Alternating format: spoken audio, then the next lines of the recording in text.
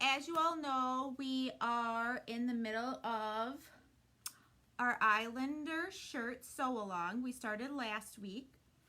Before we jump into it, we're just going to give a couple minutes for people to join. Hi, Tawanda and Sally. Tawanda, I haven't heard her name recently, and I was just thinking like 2-3 days ago, wonder what happened to Tawanda. So she has been joining us? She heard you. I know. Her ears were ringing and she showed up. Okay. She said hello. Hi, Tawanda. I'm so glad you joined us. And she might be here. I don't always get to everybody, you know. Yeah, I know. And I can't read the small text, so I never know unless she says it. Okay. So while we're waiting for everybody to join, just like Brenda the Spenda, Janet's credit card just keeps buying more fabric. So if you happen to notice, we have 2 more cotton lawns on the website. We also restocked some we were out of. So if there was one that you really wanted and you noticed it was out of stock, take a look. It may be back in stock. But we did get 2 new prints that we haven't had before. So I'll show you that while we're just getting ready to get started. And again, this is the same lawn, the same manufacturer, same substrate and designer as we've been carrying. So, and what I liked about this is that in the collection that we have a lot of bright colors and a lot of blues and turquoise, but we didn't have anything for those of you who like this really nice, rich, warm palette with the browns, the golds, and the grays. So the stripe goes vertically, and the buttons we have to pair with that are these wonderful coconut shell. These are the natural. These are not hand dyed, but they don't need to be because they go so well with this fabric. So this one is simply, I believe, called by its color. So the name of it would be brown, gold, and gray, I think. We just got 1 bolt of it, but it's beautiful, like I said, and it goes, the stripes go vertically. Then we got this great batik looking print, and this is called Blue Ocean, or Ocean Blue. I can't remember, I think it's Ocean Blue. Anyway. Did you do a close-up with the other one? I held it up, but I don't know how to show them this great kismet. So I bought some new coconut buttons that I've not had before, and they're like kind of a checkerboard print, and I thought, I wonder what those will look like when they're dyed. Well, check it out. I pulled them out and I thought, oh, these are too bright. I don't think I like them. And then I put them on this fabric and they look like they were made for it. So I have another like 30 or 40 buttons in the dye bath right now that I'm going to dye up. So if you buy this fabric in a kit, those are the buttons that you'll get with it. But this is just as beautiful as all the other lawns that we've carried. It's just 2 new prints that we thought would be fun to spice up our collection with. And just keep in mind too that not all lawns are created equal, just like any other fabric. I was sharing with people last week that we had bought a lawn that's normally a brand of fabric that you would find in a quilt shop. But it was a lawn and it was beautiful print and we were very excited about it. And they actually, when we bought it at the show, they told us it really compared to Liberty, which is the same thing they told us about the lawns that we're carrying. So I said, oh, great. And I bought several bolts and it came, and just like the inexpensive fabrics that you might purchase at a discount store, Joann's, sometimes Joann's quality.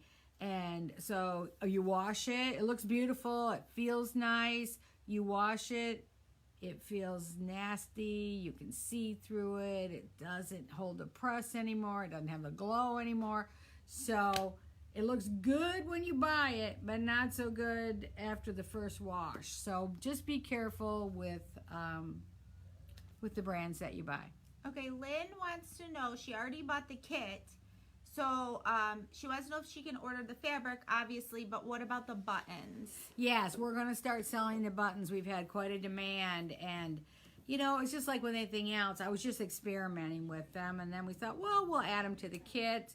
And now people have bought a kit. They don't want to buy a second kit. They just want to make more shirts. How can we get the buttons? Yes, you can get the buttons. There are 8 buttons for $9. And you just have to send us a comment, because I don't have them on the website. But if you say, Janet, I'm buying the ocean blue, please, I want to buy 8 buttons to go with the ocean blue. And we will add it to your order and send you the PayPal. Until we can get them on the website, and I'm not even exactly sure I'm going to do that, because I've just been kind of at my own whim creating all different sizes and colors and just matching them up with the fabric. So it's kind of one of those things that happened organically. Like, wonder what would happen if I dyed these buttons. And the next thing I know, weeks later, I have hundreds of dyed buttons in all colors and shapes. So anyway, Jessica is tending to Emmett right now, so I'm kind of soloing it. But, oh, you're back. Okay, so I was just about to go into the questions we'd had about thread. But before I do that, is there any questions that have come up in the meantime? We're going to get to our actual sew-along in just another couple minutes, starting with this thread. Yeah. Go ahead. Go with the thread. All right, go with the thread. So last week we were telling you that one of the fine threads that I was most familiar with was Dual Duty XP Fine. And so we told everybody, go find this thread. Well, people said we can't find it. And Joann's doesn't carry it anymore. So Jessica, you want to tell them what you found out about this? Yeah, so I reached out to, I think I got this and this if you want to check on him. Oh. Or Okay. no, you can pop back in. All right. So I reached out. I know the woman at Coats, and I reached out. I said, "Hey, this Dual Duty Fine is not discontinued, is it?" And she says, "No, it's absolutely not discontinued.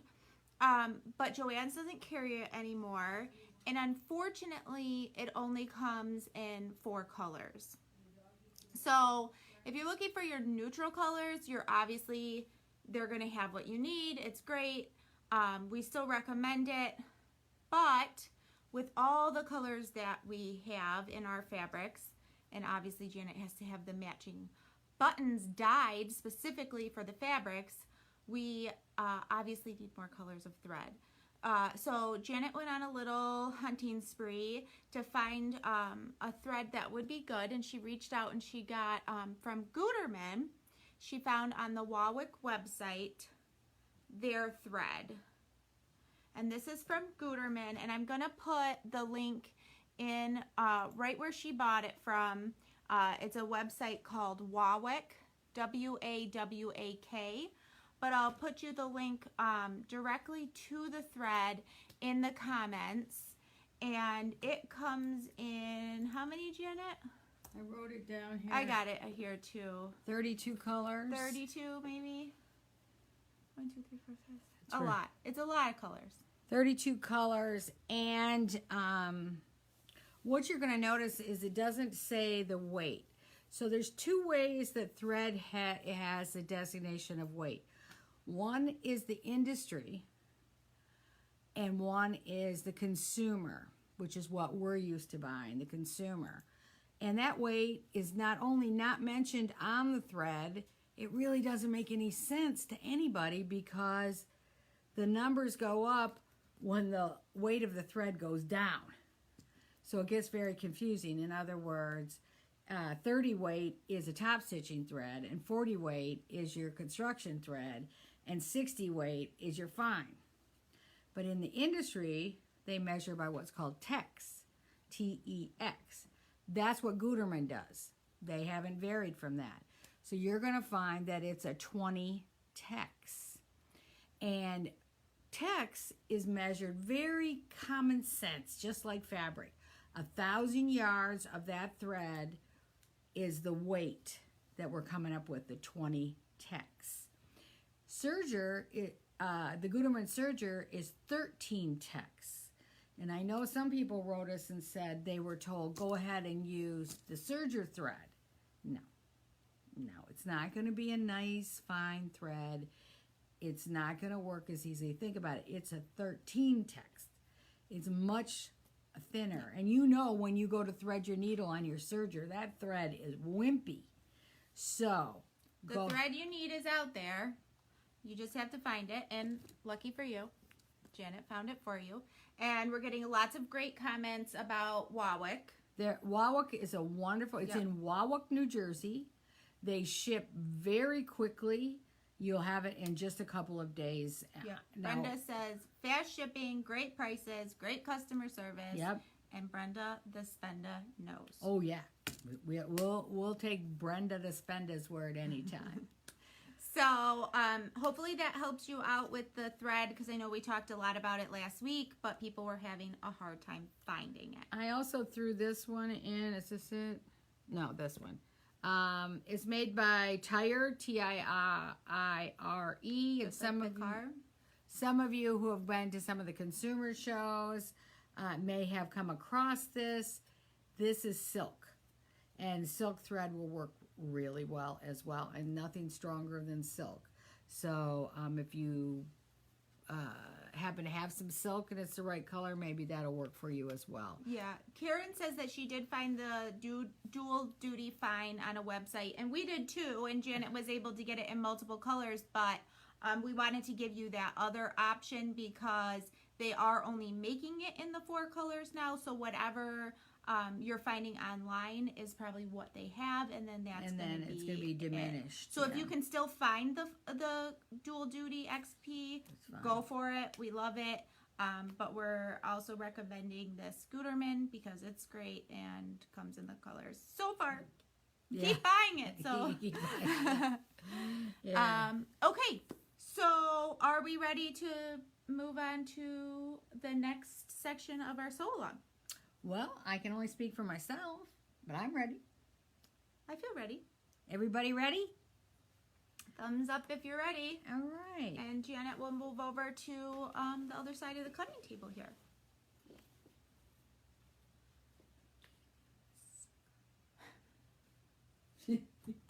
All right. All right, Karen's ready. We're getting the thumbs up. All right, so I'm gonna move over here and move the camera just a little bit, so bear with me. Not that much.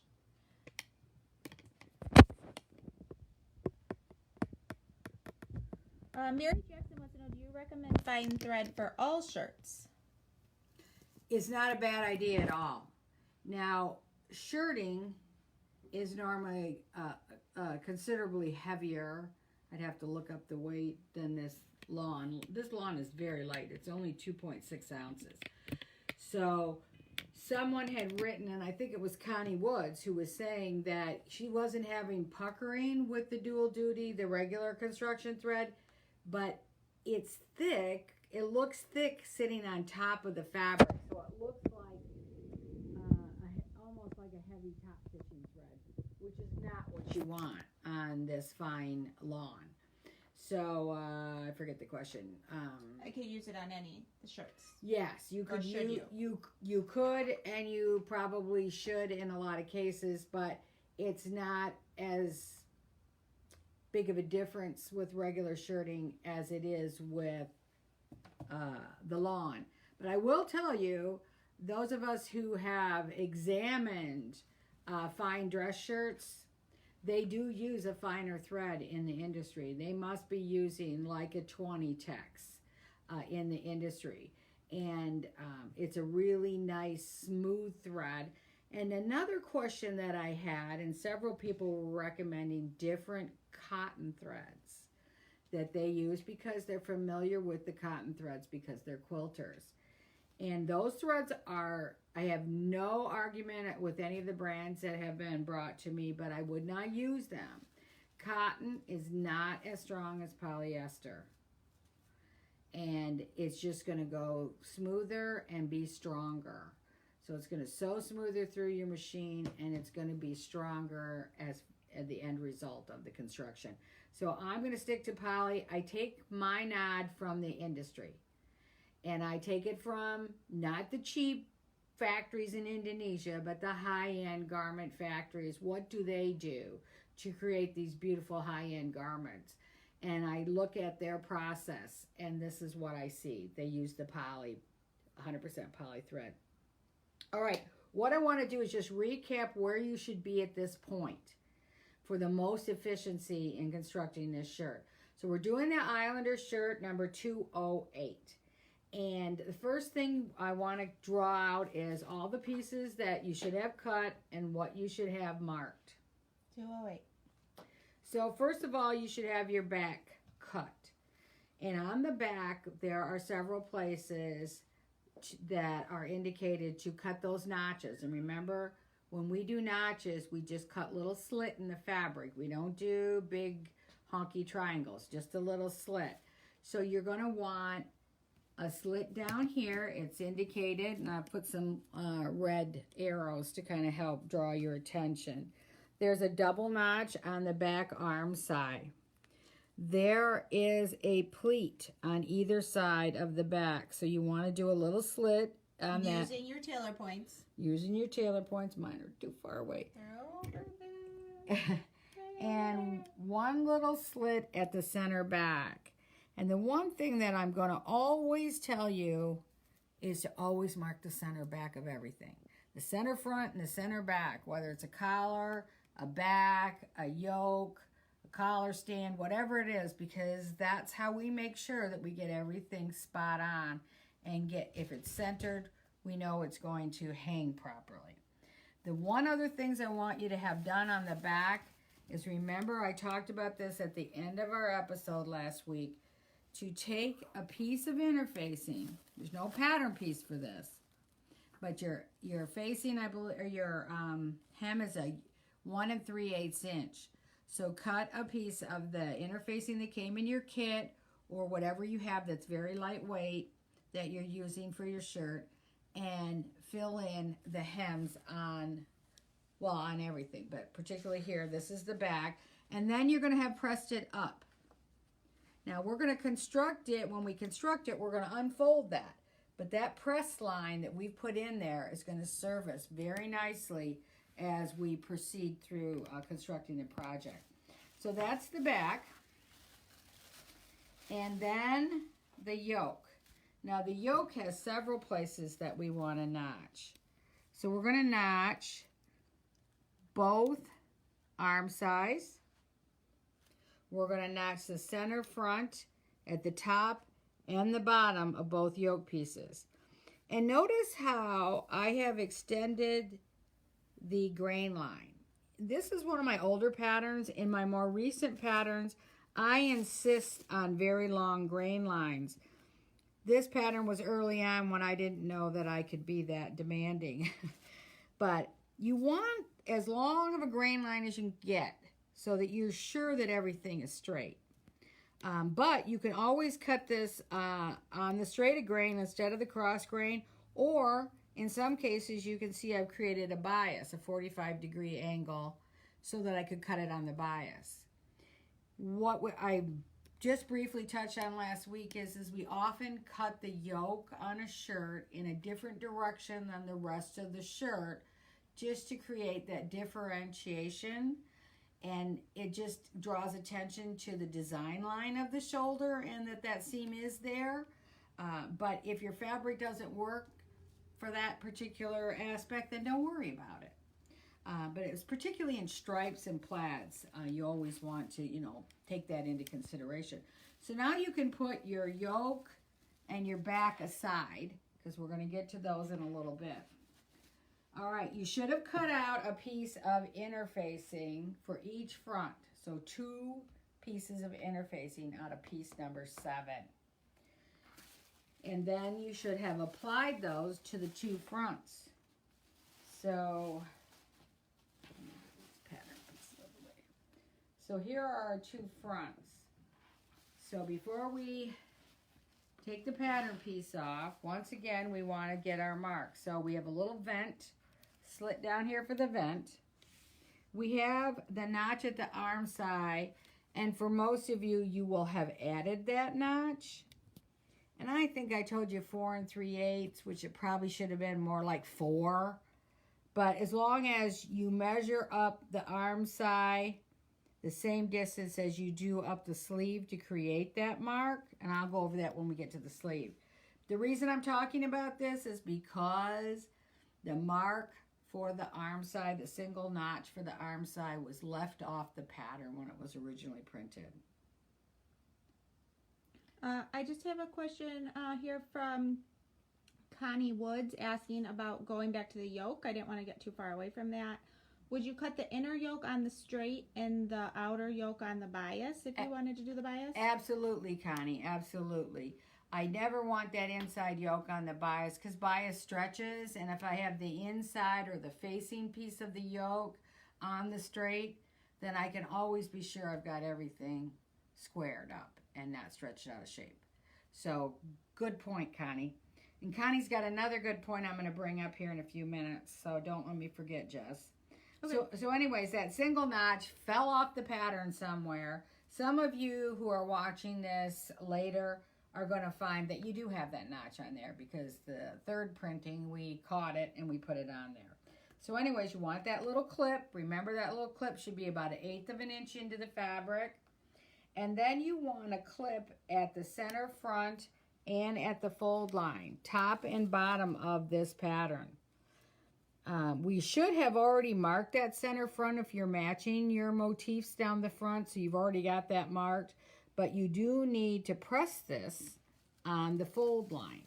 So after you've adhered your interfacing and along the hem, then you're going to press this, and you'll have that little clip top and bottom to refer to, and then you're going to press that right on the fold line. And you'll do that for the right front and the left front. Okay, so that covers the notches on that piece and this piece. Okay, let's talk about the sleeves. On the sleeves, we're supposed to be 3 notches. There's the back notch is always a double notch, then the shoulder notch, and then the single notch over here that's the front of the sleeve. And again, this one kind of fell off, so we had to create it. So you want all of those marked. And then, of course, same thing in the sleeve as with the fronts and the back. You want that interfacing in that hem. And then press it up. Okay, so that's our sleeves. The sleeves you can set aside because we won't be working with those right away. Those are a little bit later in the process.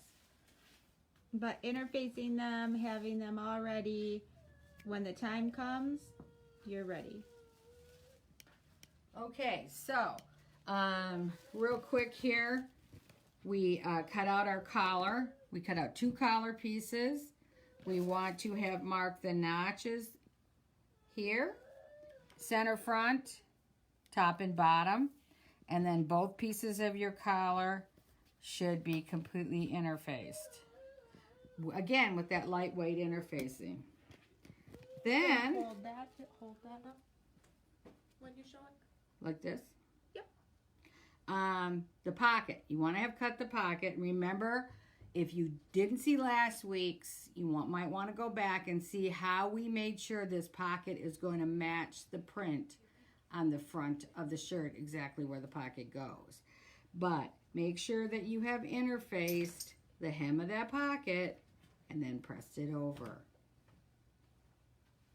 How did I do mine? Have I got these? Okay, great. And then, finally, get your stitch sample ready. So all I did was take a scrap of the fabric, interface the whole piece, press it in half, and this is where I tested my stitching. So I tested my stitch length, I tested my stitch width, and you can touch your thread colors. So you get the right stitch length, the right tension, and the right color. Now on this particular fabric, I could have gone with several different colors for top stitching. In this case, I just went with an off-white because on this particular shirt, it's not like a Western shirt where you want contrasting top stitching and the top stitching is the star of the garment.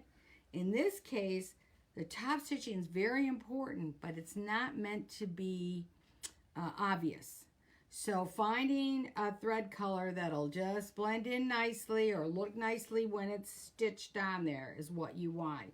You don't want some big contrast. Because after all, we're going to a lot of trouble to match all of the print.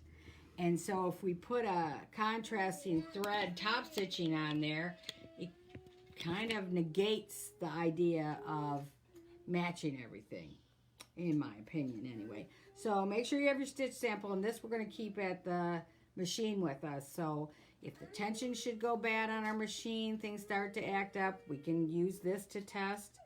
And when we get ready to make buttonholes, we have this as well. And did you talk about Connie's? No, I didn't get to Connie's tips. So what Connie pointed out, and I often do this when I do live classes, so I'm glad she reminded me, is that you can see, this is folded back, you can see there isn't a big difference between the right side and the wrong side of this fabric. And in a hurry, you could actually get them upside down or backwards. So you want to mark the wrong side of every piece. And what Connie suggested is she likes to use paper tape that she buys at Joann's. It's repositionable. It comes on like a little roll, like a Scotch tape roll. And then you can just stick a piece on the wrong side of every piece that you cut. And then when you're done, it just comes off and it doesn't leave any residue. So that's Connie's tip. But if you don't have that and you're ready to sew today, you can use a piece of chalk. You can use a painter's tape. You could put a safety pin. Any port in a storm, just to help you from making that terrible mistake when you next morning you come down and you've sewn one piece of your shirt wrong side out, and now you've got to take so much apart. So she says she gets it at Walgreens. At Walgreens, okay. Sorry, I thought it was Joann's. Walgreens is where she gets it, but it's a paper tape. What department? Is it just in the school supplies, office supplies?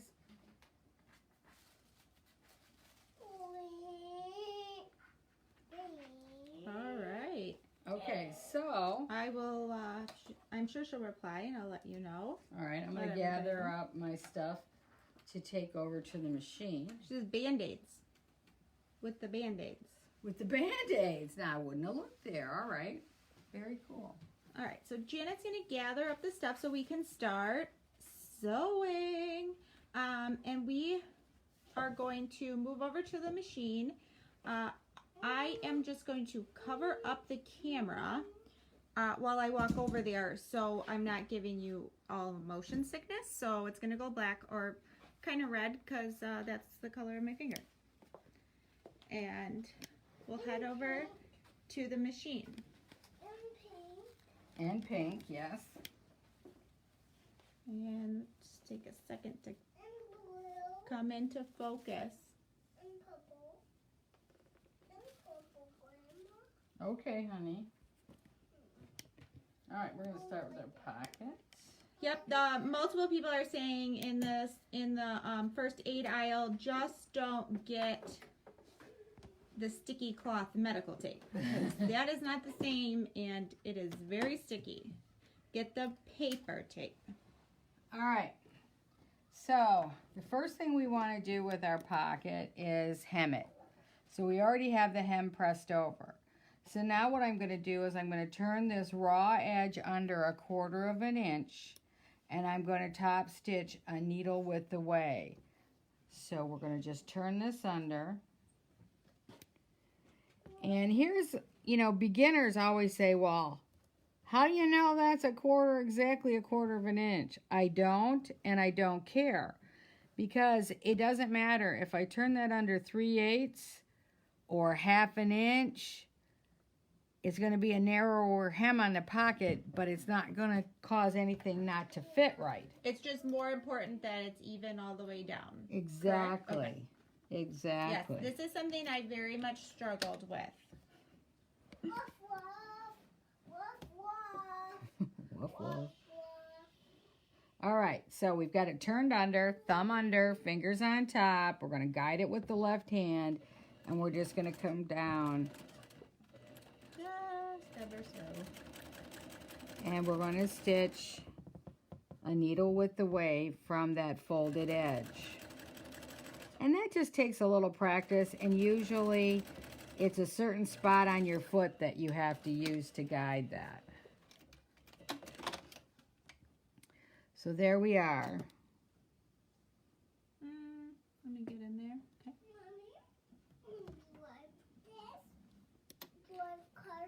Okay. Okay, and I have my stitch length at just a hair over 3. So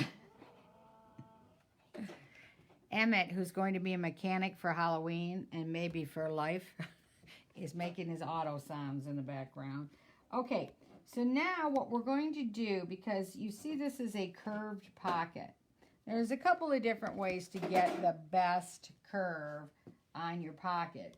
But the last thing you're going to want is a curve that doesn't look the same as the one on the other side. They want to look the same. So what I'm going to do is I'm going to crimp this all the way around. Crimping is a technique that changes the texture of the fabric to be very much like a cupcake paper. So you know how they're all crimped in those tiny little folds, but all you have to do is smooth it out and it'll lay completely flat? Well, that's what crimping does. So we're going to come up here.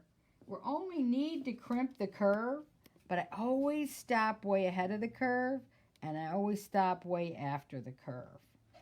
And so we're going to start, and we're only a hair less than 1/4 inch. You could do it right at 1/4, whichever is most comfortable for you. All right, pay attention. So I think I'll just do this one right at 1/4. This is where the magic happens. If you can see, this is the 1/4 inch line right here. Okay, so we're going to hold that. What I'm doing is I'm holding this fabric up against the back of the foot with my finger. And I'm not letting it go. Now, if your finger cannot hold that back there, particularly if you're working with a Husqvarna machine that has a slanted foot, it's hard to hold that back there, then you want to grab any kind of tool that you can push that fabric up against there and hold it, and it won't move. All right?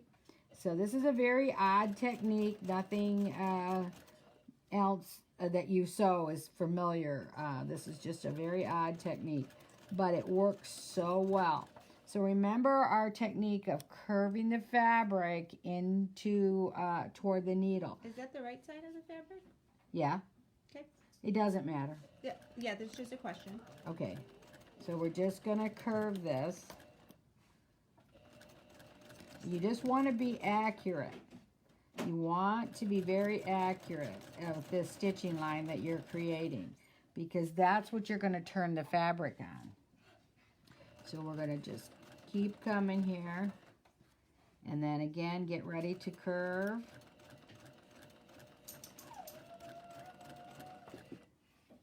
And then I'm going to work my way up quite a ways, because it will flatten back out.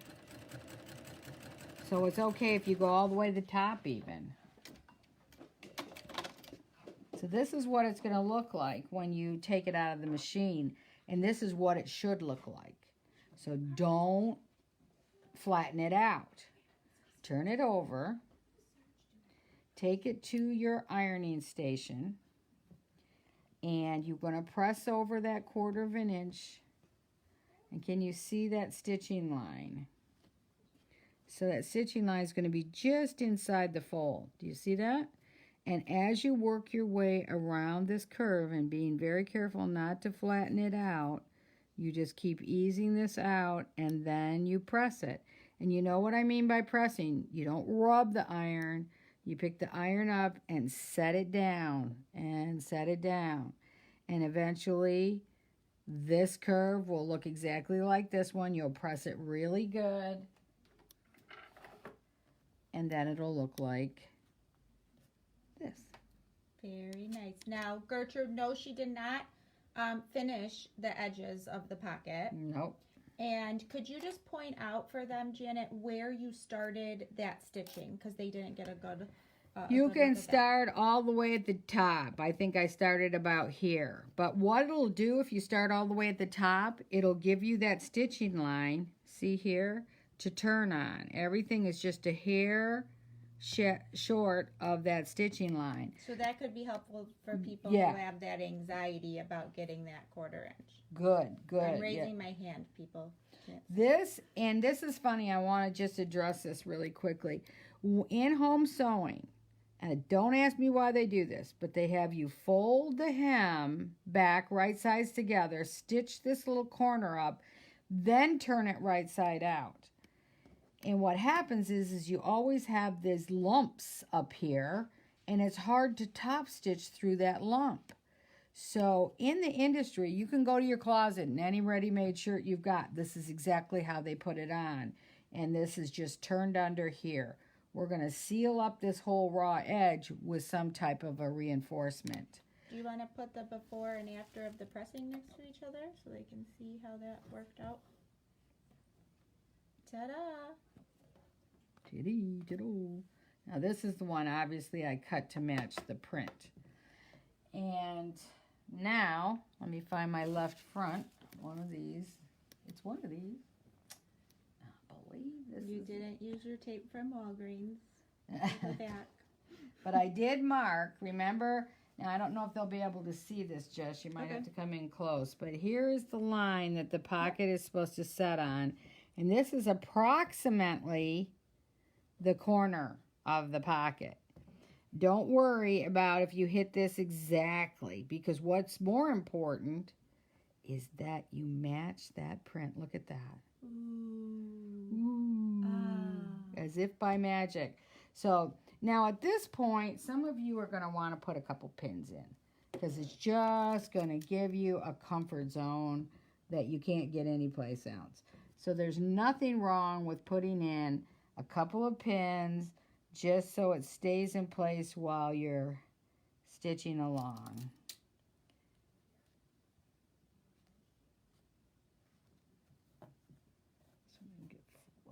Okay, so there we go. Maybe I'll put one right here too. All right. So now what we want to do is we want to make sure that this top of this pocket is reinforced. You can do a triangle or a rectangle. So I'm going to do a rectangle. And what I'm going to do is I'm going to start right here. I'm going to need, oh, yep. I need to hit this precisely. And the hardest part about this is because it matches your, it's hard to see where the edge is. So I need my little magnifier. And I'm going to sink my needle in right at that edge. So point out the top of the pocket, because I know you, okay, yep. And again, remembering always, thumb under, fingers on top, holding that fabric so the bottom layer does not go through faster than the top. And so what I'm going to do is I'm going to come over 2 stitches and see if I like that. And I think that's great. It's about 1/4 of an inch. All right. And again, holding the fabric, I'm just going to come right up to the top.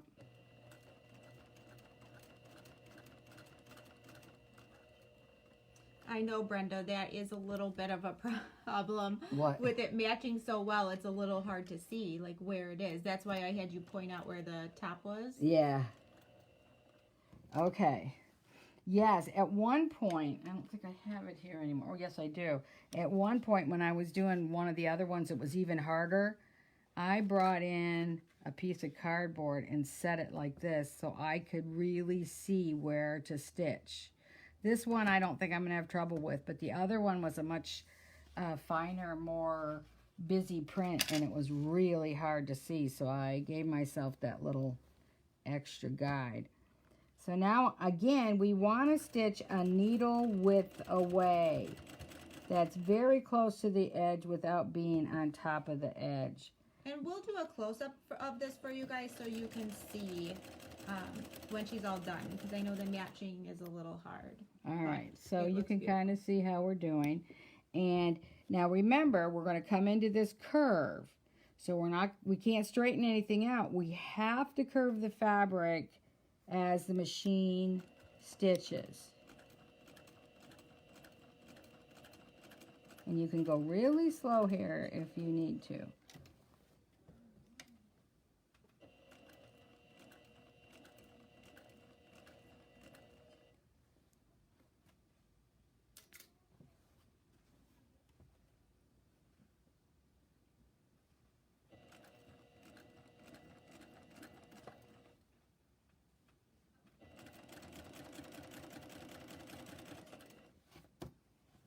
How are we doing?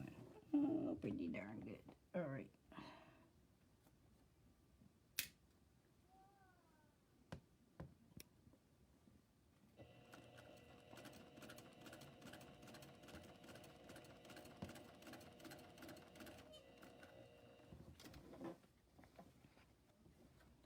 This is the one thing that takes just a little more time. What's going on here that this isn't matching?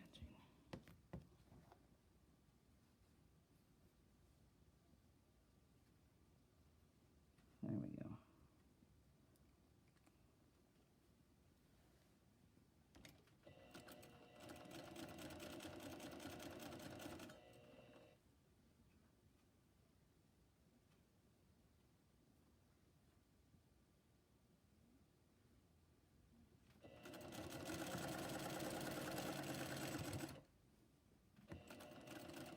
Now, when we get up here, we want to come back across the 2 stitches because we know we want it 2 stitches wide, this reinforcement. And so you want to take the same 2 stitches and then you're going to turn and come back down to the hem so that it matches what happened on the other side.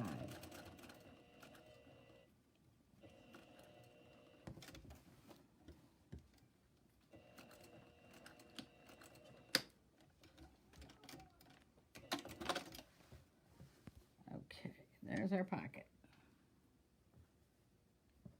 All right, Mary, I will have her just run her finger.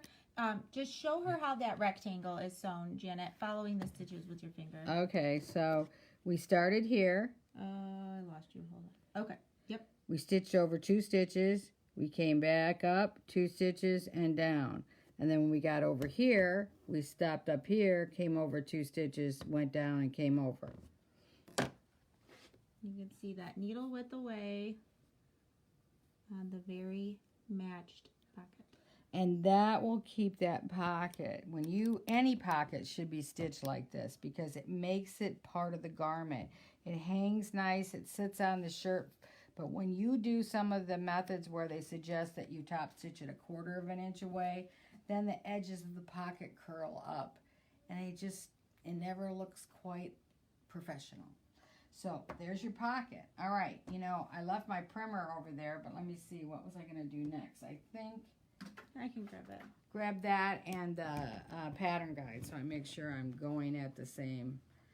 I think we want to do our front hem first. So yes, we pressed up all our hems. So now in this case, we're going to want to, I don't know if the cameras can catch me, so I better shut up and wait. Shut your face.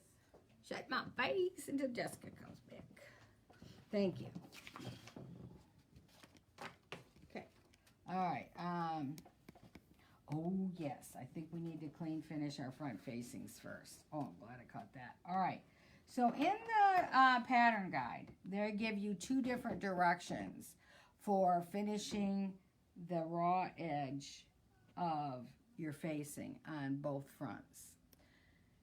I prescribe to one, not the other. I had an assistant working with me and she really liked the other system. And I thought it sounded pretty slick, but I never use it. It's just not my favorite. But what it is you sew, instead of pressing the interfacing on here, you sew it on at 1/4 of an inch then you fold it over and press it down.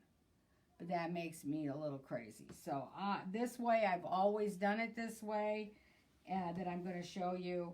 And it's really easy. And again, we're going to turn it under 1/4 of an inch. But this time, again, normally when you turn under facings 1/4 of an inch, you're probably stitching as close to the raw edge as possible. This time, you're going to stitch right on the folded edge. And the reason is it will lay flatter. It will lay so much flatter. And you won't have, when you sew 1/4 of an inch in, you have a little bit of a ridge. And this eliminates the ridge. So again, you want to sew as close to the edge as possible. And you're just going to turn this under 1/4 of an inch, come back as far as you're comfortable, and guide it with your left hand. And then just stitch right on that edge. So you see what we're doing? Now look here how flat it's laying already. It almost doesn't need to be pressed. All right, so we're going to just make it all the way up both sides. Amy, that is something we talked in the first segment of the sew along last week. So you can find that information there if you wanted to go back and watch it. All these videos stay right on our Facebook page, and they're labeled, so you can find that there. All right, now we're going to come into the area. And yes, you do need to be sewing this from the right side. Now, not a huge difference down here, but when you get up to this curve, you're going to want those feed dog because they're going to ease in all this excess that's on the curve that you can't possibly ease in. And that's where you get the lumps and bumps in the edges of your facing. And you don't want that. So you're just going to turn this under and trust. That's the key. And if it sounds impossible, then cut out a piece with a curve on it like this and do a little sample first. You'll feel free to do it because you're not ruining your garment, and then you'll see how easy it is to do. You'll have the confidence, and then you'll be able to go back and do it on your garment. But we're just going to maintain that curve. You see that? And then we're just going to stitch right on that edge.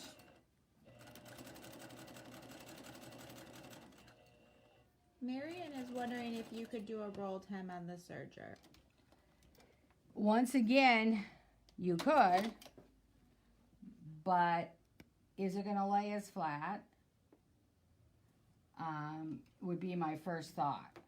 Now, on some fabrics, you might think, well, I want to serge this raw edge anyway, but you don't have to because it's all been sealed with the interfacing. But you see how that curve, and look, we've got a nice flat curve on this side, but all that excess is in there, but it's not going to be causing any bumps. It'll lay really flat when we press it. So that's how you clean finish, and then you want to turn over the top of this at 1/4 of an inch. So we want that turned over as well. You want to do this on both sides, left and right.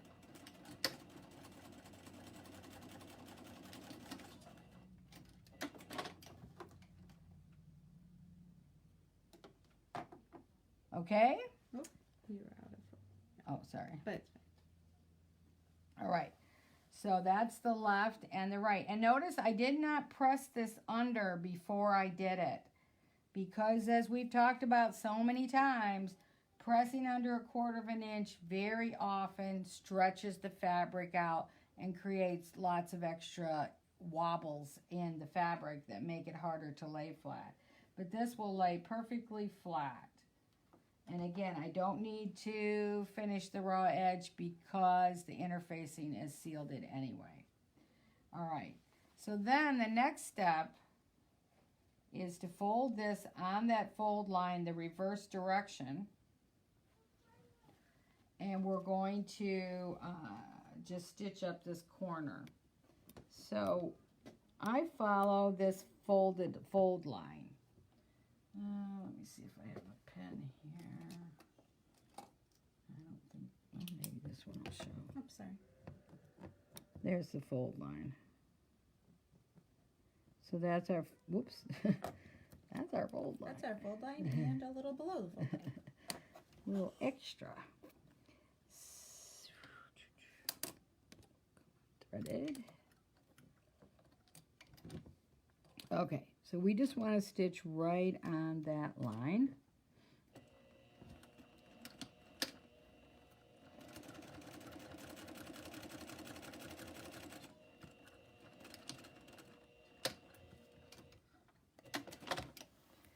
Okay, now, when I trim this out, I have my own little system. So I'm going to show you how I trim this out. I'm going to come in here and I'm going to trim this down to 1/4 of an inch. I'm only going through the one layer right now. But down here, instead of going straight up and over, I come at an angle.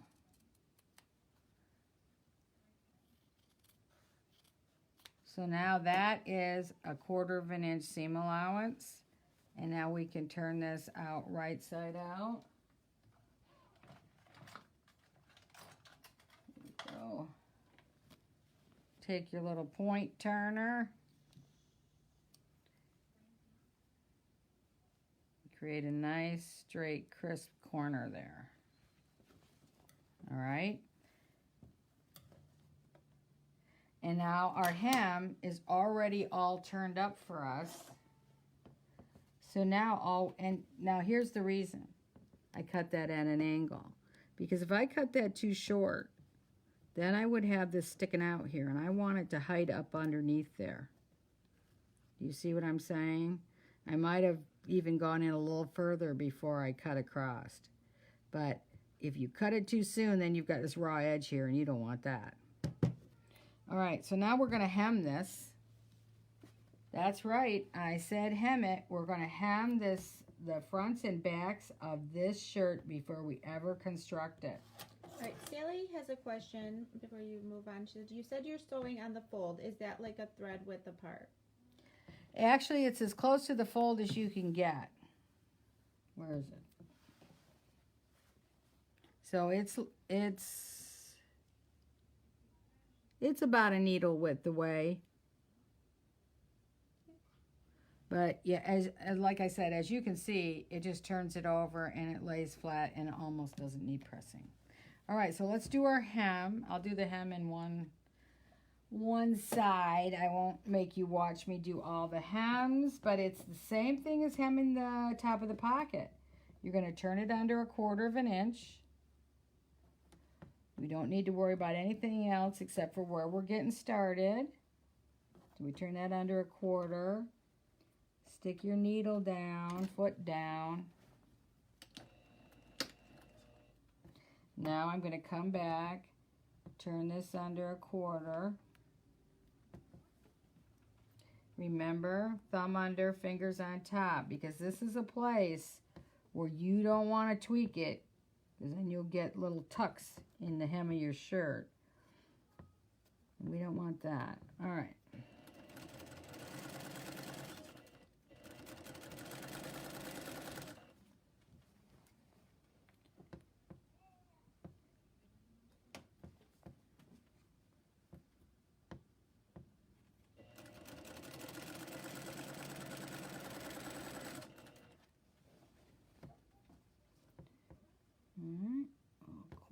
Here. And let me tell you that I would have gone to the pressing station and pressed this corner. But because I don't want to make you wait while I do that, and because this is a sew-along, and as I've shared with some of you in the past, in a real garment factory, they don't press between steps anyway. They learn how to hold the fabric and manipulate it so the pressing isn't necessary. But I'm not suggesting that you try that until you're ready. So I just want to come across that facing just ever so slightly just to tack it down. Okay, so now we have our hem in. You want to do that with both fronts and the back. Now also note that this front hem is not straight. It does curve down, and it's supposed to curve down. It doesn't have a dart, so you need it a little bit longer in the front, because we all know if you put on a garment, you need a dart, and it doesn't have one, it hikes up in the front. It also accommodates for a man's physique as well, because oftentimes his shirt can get pulled up in the front because of a barrel chest or protruding belly. So maintain that curve, and you'll have a nice hanging shirt. So there's the left front of our shirt so far. Okay, wow, we didn't get as far as I thought we would. Let me go ahead and keep going. We're going to go a little bit long today, but only maybe 5 minutes if I'm lucky. All right, so what I need is the yokes and the back. Now, of course, I would have already hemmed this back, and now we need to put the pleats in the back. Now, I've got one friend who always puts these pleats in backwards. She's got some kind of... what do you call that? A mind block. So see here the two clips. Let me get a little bit closer. Okay. This clip is going to sit on top of this one, and that's what the beauty about these notches are. You can't go wrong, because that clip is going to sit right there, and it couldn't be more precise. Okay, and now I'm just going to stitch this down to hold it in place inside the seam allowance. So the widest seam allowance we have in this part of the garment is going to be 3/8. So as long as I stay just slightly under 1/4, I don't have anything to worry about. So I'm going to hold that in place. And then we're going to do this one. Now notice the pleat folds toward the arm side. That fold goes toward the arm side. All right, I want you to do this one very slowly. Here are our clips. This clip sits on top of this clip.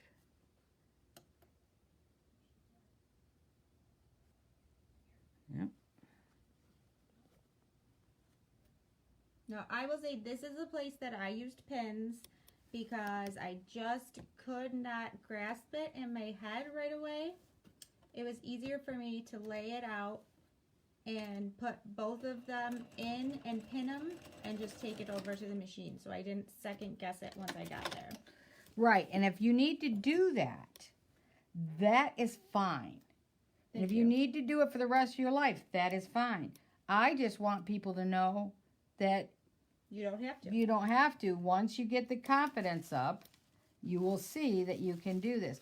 Now, at this point, you want to decide which is your outside yoke and which is your facing. I don't think I care on this particular garment. They both look pretty similar because of the type of print this is. But in many cases, I really do care.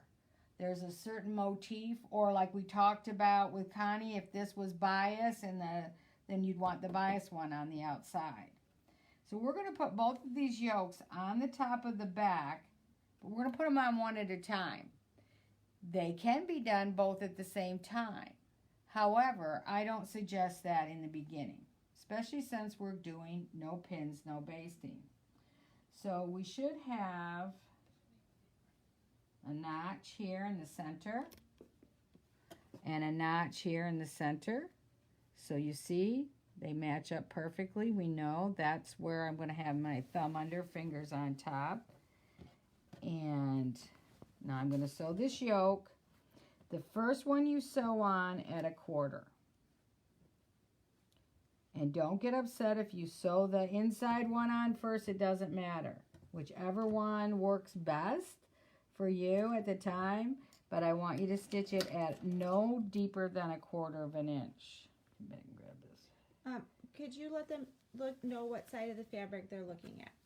This is right sides together. So this is the back, right sides. This is the wrong side of the yoke. So here's the right side of the yoke to the right side of the shirt. So this is the yoke that's going to show to the public. All right, we're going to, again, sew this at 1/4 of an inch. Now, if you've got a little bit of, remember we've done this before, and if you haven't, I'm going to show you quickly how to do it, but when there's a little extra ease, because you know how that back is kind of curved, it allows for a little more movement in the shoulder blades. So I'm going to come underneath here, and I'm going to pull that fabric back so it meets. See that? And now just sew up. And that is all you have to do to ease in that excess. And then once we hit the center, then we come to the other side. And you do want to make sure your pleat stays flat here. So if you have any trouble and you want to put a pin in there to make sure it stays flat, by all means do that. Okay, so we're going to bring that back.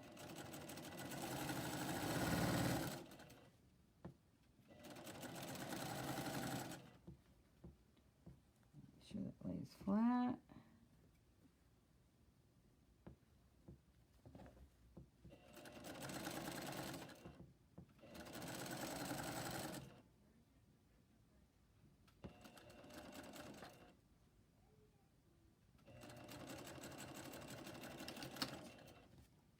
Okay,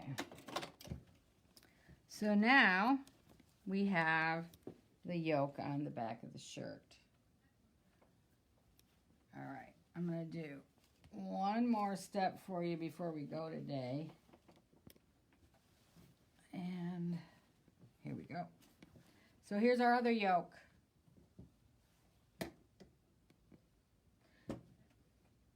You know what, excuse me one second, because Yep, okay. So here's our other yoke. We're going to apply it to the other side, but now we're going to have the right side of the yoke against the wrong side of the back, because we're putting this on the inside of the shirt. So we're going to lay it on here, match up everything just as we did before, but this time we're going to stitch it at a 3/8 inch seam allowance. And you're wondering, well, why did we sew the first one at 1/4 and the second one at 3/8? Well, the reason is very simple. We only wanted at 3/8, and like I said, in the garment factory, they'd put both yokes on at the same time. But that's because they do 77 an hour, so it's easy for them. But especially for your first time, I only want you to do one at a time. So if we do the first one at 1/4, and we do the second one at 3/8, then we don't see that original stitching. And we don't have to worry about being spot on to that original stitching. So I've matched the center. I'm holding it, thumb under, fingers on top. Make sure everything lays nice and flat. And that's another reason you need an extension table or a cabinet to really do your best work. Sometimes, you know, there's skill involved, but there's also the proper equipment and proper situation, and you don't have to spend a fortune to get it set up.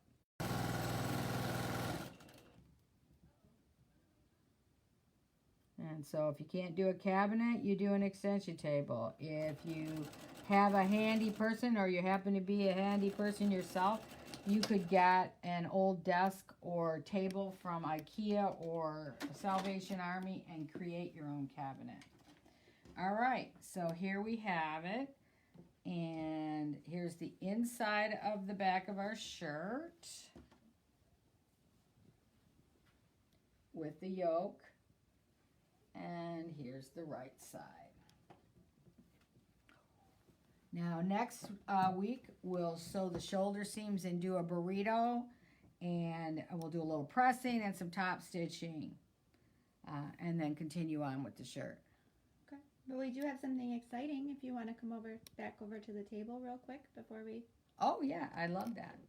All right, here we go with no motion sickness, just a nice dark screen to look at. Well, I get back over here. All right, we did have a little snafu, it looks like, just for a second this time with the feed. I don't know what that's all about. But were we better than the last? We noticed the last 2 weeks. No, I'm talking about something else. Oh.